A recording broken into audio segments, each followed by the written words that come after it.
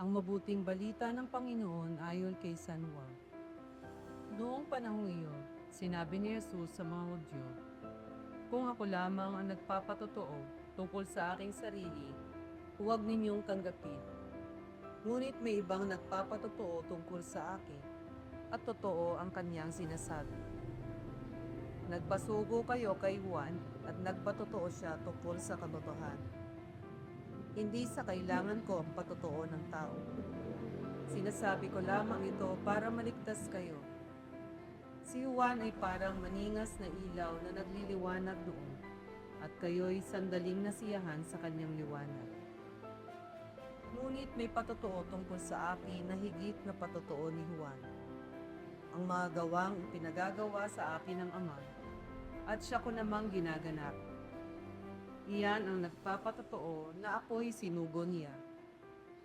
At ang Amang nagsugo sa akin ay nagpapatotoo rin tungkol sa akin.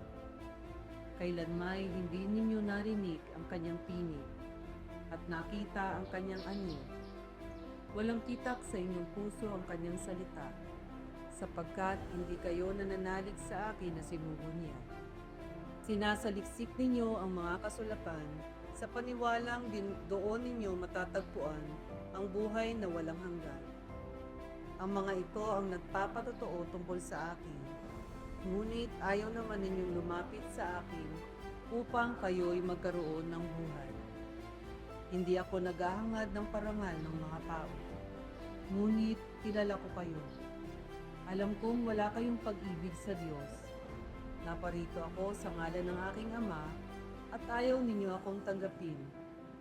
Kung may ibang pumarito sa kanyang sariling pangalan, siya inyong tatanggapin.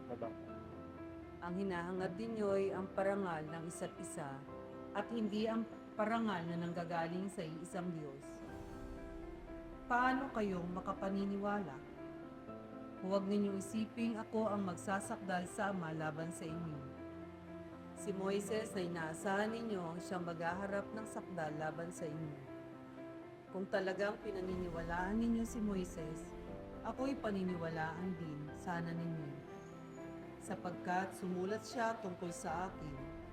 Ngunit kung hindi ninyo pinaniniwalaan ang mga sulat niya, paano ninyong paniniwalaan ang mga sinasabi ko? Ang mabuting balita ng Panginoon. Sa aking paglilingkod, simula't simula pa lamang akin na inilaan ito para sa Diyos. Bilang pasasalamat sa mga biyayang natatanggap, mas lalong lumalalim nang ako'y magkaroon ng responsibilidad. Di ka man magustuhan ng tao, marami ang sasabihin ng tao, lalo na ang mga kasama mo pa sa simbahan. Dati ay manipis ako sa mga ganito, ngunit napagtanto ko sa katagalan at patuloy na pagmamahal, pasasalamat ko sa Diyos. Ito ay aking nalalagpasan, basta nasa puso mo ito at inilalaan ko ang aking sarili sa Diyos.